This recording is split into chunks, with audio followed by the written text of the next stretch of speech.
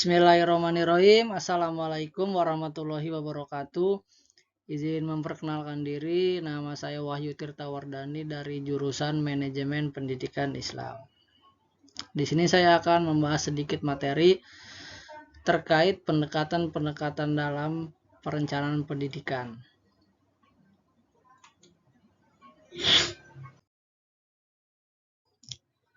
Pendekatan perencanaan pendidikan adalah titik tolak atau sudut pandang yang digunakan dalam proses pelaksanaan pendidikan dengan adanya langkah-langkah kegiatan yang sistematis guna mencapai tujuan pendidikan secara efektif dan efisien.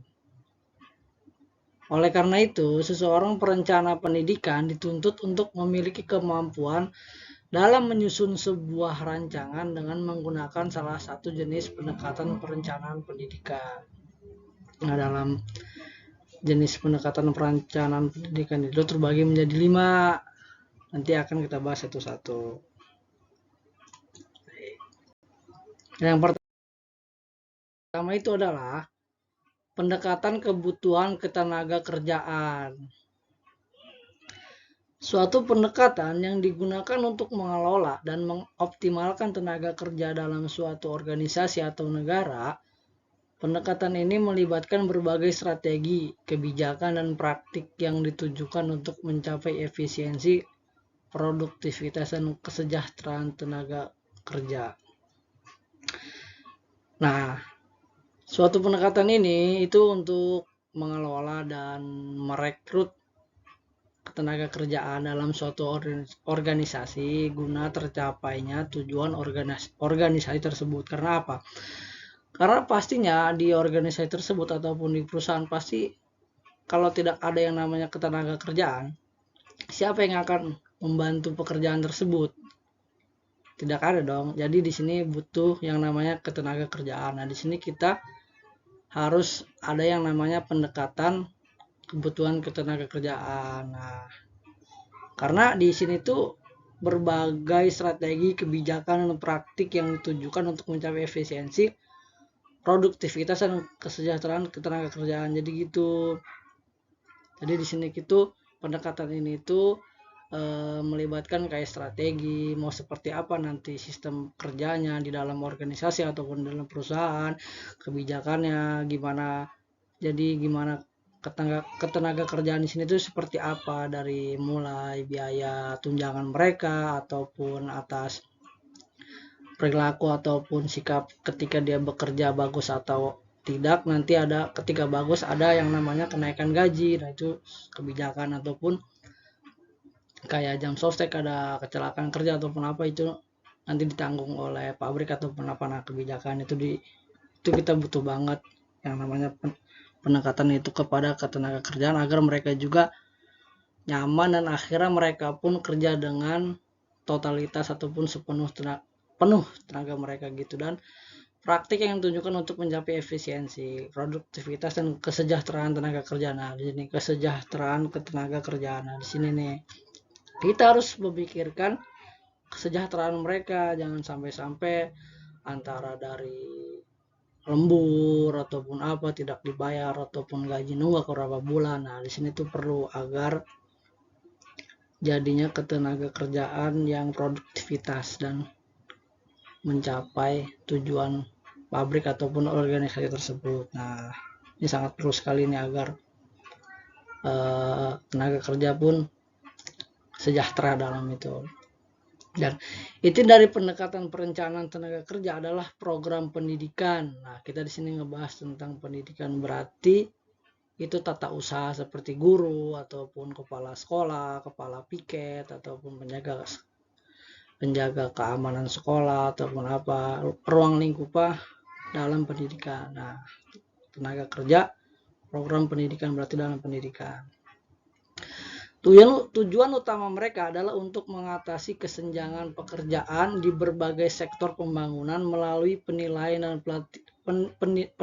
pendidikan dan pelatihan. Nah, tujuan mereka adalah mengatasi kesenjangan atau keseimbangan pekerja, jadi agar tidak membeludaknya pekerja dalam pendidikan tersebut. Yang ada pemborosan biaya karena akan memakan gaji besar. Dan juga kan ketika kelebihan karyawan ataupun apa itu boros. Nah, di sini ada kesenjangan pekerjaan di berbagai sektor pembangunan melalui penilaian. Nah, di berbagai sektor pembangunan itu di setiap bidang-bidangnya, jadi yang di sini akan terjadinya keseimbangan pekerja dalam bagian-bagian sektor pembangunan gitu tuh. Nah, itu akan melalui penilaian, dan mereka itu akan dinilai dari pendidikan dan pelatihannya nanti. Nah, di situ akan ada tujuan utamanya itu adalah untuk mengatasi kesenjangan pekerjaan. Nah, selanjutnya. Nah, selanjutnya yang kedua, pendekatan pengembangan sumber daya manusia. Oh, ini pasti ini sangat penting sekali nih. Nah, menurut Sikula dalam Mangkunegara, pengembangan adalah suatu proses pendidikan jangka panjang yang menggunakan prosedur sistematis dan terorganisasi yang pegawai manajerialnya mempelajari pengetahuan konseptual dan teoritis untuk mencapai tujuan umum. Nah, ini adalah pengertian dari pengembangan menurut Sikula dalam Mangkunegara. Sedangkan pendidikan merupakan suatu sistem yang terdiri atas komponen-komponen yang saling terkait secara fungsional bagi tercapainya pendidikan yang berkualitas. Nah, ini nih ada SDM, ada dana, ada kebijakan, ada sarana dan prasarana. Nah, kebetulan kita di sini sedang membahas yang namanya SDM. Komponen SDM dapat dikatakan menjadi komponen strategis. Kenapa? Ya karena dengan SDM berkualitas dapat mendayagunakan komponen lainnya sehingga tercapai efektivitas dan efisien pendidikan, di mana SDM berkualitas dapat dicapai dengan pengembangan SDM. Nah, pentingnya SDM berkualitas itu ini, jadi mereka itu ketika berkualitas jadi dia tuh bisa apa aja, jadi memungkinkan untuk tercapainya pendidikan tersebut untuk lebih maju ataupun apa, dan tercapainya efektivitas dan efisiensi pendidikan. Nah, jadi SDM berkualitas itu dapat dicapai dengan pengembangan SDM. Nah, nanti di dalam pendekatan SDM ini nanti ada pembinaan ataupun pengembangan SDM tersebut agar terciptanya SDM yang berkualitas. Seperti itu. Menurut Ghazali dalam Kadarisman, pengembangan sumber daya manusia memiliki beberapa manfaat yang dibagi menjadi dua jenis, yaitu manfaat pengembangan sumber daya manusia bagi lembaga atau organisasi dan manfaat sumber daya manusia bagi personal, hubungan manusia dan pelaksana kebijakan. Nah, jadi di sini tuh manfaat pengembangan sumber daya itu manusia itu bagi lembaga atau organisasi. Jadi dengan adanya SDM yang berkualitas, yang memiliki kinerja yang bagus ataupun mempunyai kelebihan gitu, itu akan berpengaruh pada lembaga atau organisasi tersebut. Karena apa? Dengan adanya SDM yang berkualitas memungkinkan lembaga tersebut atau organisasi tersebut namanya juga besar dan mencapai tujuan mereka tersebut itu dengan adanya SDM yang berkualitas. Dan manfaat bagi personal adalah hubungan manusia dan pelaksanaan kebijakan. Nah, hubungan mereka itu dan pelaksanaan kebijakannya akan biasa kan kalau ada prestasi ataupun apa nanti dengan pengurus yang atas, wah kamu dapat penghargaan gini-gini. Nah, itu di personal juga kita dapat ketika kita menjadi SDM yang berkualitas, semisal mendapatkan prestasi ketika mencapai membawa sekolah dalam bidang olahraga ke tingkat provinsi ataupun apa. Nah, itu kan nanti di bagian atasan ataupun kepala sekolah memberi apresiasi kepada kita. Nah, itu juga berpengaruh kepada personal. Jadi dari lembaga dapat manfaatnya, dari personal juga dapat. Nah, dengan adanya pengembangan SDM bakal menjadi SDM yang berkualitas. Seperti itu. Tidak ada yang instan semuanya. Di situ nanti ada pembinaan dari atasan ataupun apa, nanti juga ada yang namanya evaluasi, ada yang salah ataupun apa, nanti kita benahi seperti itu. Dan yang ketiga itu pendekatan efisiensi biaya. Biaya pendidikan menurut Supriyadi merupakan salah satu komponen instrumental ataupun instrumental input yang sangat penting dalam penyelenggaraan pendidikan di sekolah. Program pendidikan yang efisien seharusnya mampu menciptakan keseimbangan antara penyediaan dan kebutuhan akan sumber-sumber pendidikan dan dapat mencapai tujuan tanpa mengalami hambatan yang berarti. Nah, jadi gitu. Program pendidikan terus yang efisien agar mampu menciptakan keseimbangan, tidak anjlok dari penyediaan hanya segini ya, tapi kebutuhan tinggi besar yang ada kan nanti pemborosan biaya yang dimana modal nanti akan berkurang dan tidak tercapai, yang ada tujuannya tidak tercapai, mengalami hambatan. Nah gitu, jadi di sini tuh harus mempunyai program yang efisien agar terciptanya tujuan-tujuan yang bagus ke depannya dan tidak ada hambatan. Jadi kudu balance antara penyediaan dan juga kebutuhan, kalau bisa irit biaya. Nah, menurut Munandar 2004 menjelaskan bahwa ada cara atau strategi yang dapat dilakukan untuk memperkirakan biaya. Nah, di sini kita diajarkan untuk memperkirakan biaya pendidikan dalam artian penghematan, tidak pemborosan. Yang pertama itu adalah memperkirakan biaya atas dasar sumber-sumber pembiayaan dan atas dasar laporan dari lembaga-lembaga pendidikan. Nah, di sini ketika adanya efisiensi biaya, apakah kita buta dalam memperkirakan biaya seperti apa, takut ada salah antara penyediaan dan kebutuhan. Nah, di sini kita bisa memperkirakan biaya atas dasar sumber-sumber. Nah, kita menanyakan kepada lembaga pendidikan atas ketika kemarin punya riwayat pembangunan apa ataupun ada prasarana yang dibangun apa. Nah, di situ kita bisa minta data-data atau laporan sumber biaya, rancangan riwayat kemarin itu seperti apa, kehabisan seperti apa, apabila ada yang dipangkas bisa tidak, ini yang ada ya, memperkirakan biaya. Dan pokoknya intinya kita tuh dapat memperkirakan biaya, konsultasi kepada lembaga atas riwayat kemarin apabila lembaga tersebut mempunyai riwayat pembangunan kemarin. Jadi gitu, kita bisa minta konsultasi kepada lembaga riwayat sumber biaya dan atas dasar laporan dari lembaga gitu tuh.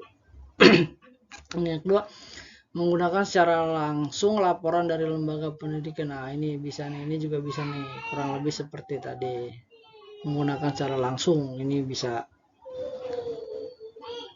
Ya, baik, selanjutnya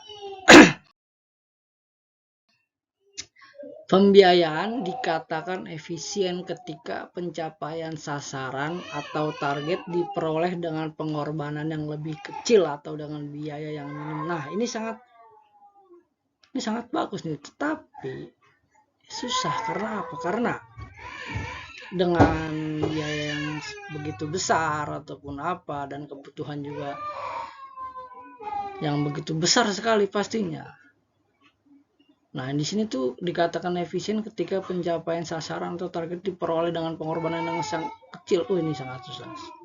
Ini harus membutuhkan manajemen yang sangat bagus, perencanaan dari awal bagus. Nah, ini kita diajarkan seperti ini dengan pengorbanan lebih kecil. Jadi semisalnya kebutuhannya sekian, nah kita bisa memangkas dana-dana tetapi tidak mengurangi kualitas bahan-bahan tersebut. Nah, itu adalah contoh dari pembiayaan yang efisien. Ketika kebutuhan seperti ini tetapi kita dalam pembiayaan yang tadinya di sini, nah bisa sama rata. Nah, itu yang disebut yang namanya pembiayaan yang efisien.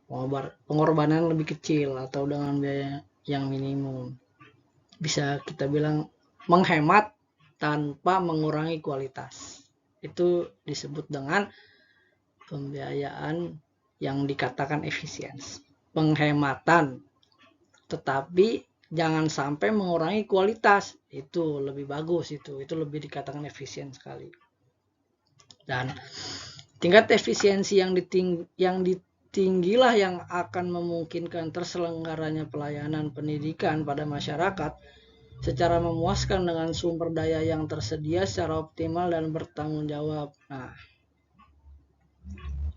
ini juga bagus nih. Jadi tingkat efisiensi yang tinggilah yang akan memungkinkan. Nah, jadi di sini efisiensi yang tinggi akan berpengaruh terselenggaranya pelayanan pendidikan pada masyarakat secara memuaskan dengan sumber daya yang tersedia secara optimal dan bertanggung jawab. Intinya itu ya, ketika melakukan penghematan dana karena dana terlalu megar ataupun terlalu besar, pemborosan, bisa kita bilang dengan adanya pemborosan ketika itu yang terpenting gak apa-apa kita pangkas ataupun apa, asalkan tidak mengurangi yang namanya kualitas, dan harus dikerjakan secara optimal agar pelayanan tersebut tetap terselenggara pada pendidikan dan memuaskan kepada yang merasakannya. Tetapi kita juga harus bertanggung jawab, seperti itu. Intinya jangan pernah mengurangi kualitas. Ya, kalau bisa ada penghematan biaya, tetapi kualitas tetap nomor atas. Seperti itu. Itu efisiensi sekali. Dikatakan efisiensi sekali. Intinya itu bertanggung jawab dan secara optimal, secara benar-benar, secara pure. Lanjutnya, yaitu yang selanjutnya pendekatan sistem. Pendekatan sistem dimaksudkan sebagai cara berpikir, way of think, cara berpikir untuk menyelesaikan sesuatu. Cara berpikir, way of thinking, mengenai fenomena secara keseluruhan, yaitu meliputi bagian-bagian, komponen-komponen, dan subsistema dengan titik berat interaksinya. Menurut John N. Rosenweis 1973-19 mengemukakan bahwa pendekatan sistem meliputi penggunaan berbagai konsep yang serasi dan teori sistem yang umum dalam rangka memahami teori organisasi dan praktek manajemen. Nah, seperti itu. Lanjutnya. Nah, dalam sistem juga kita harus melakukan yang namanya analisa,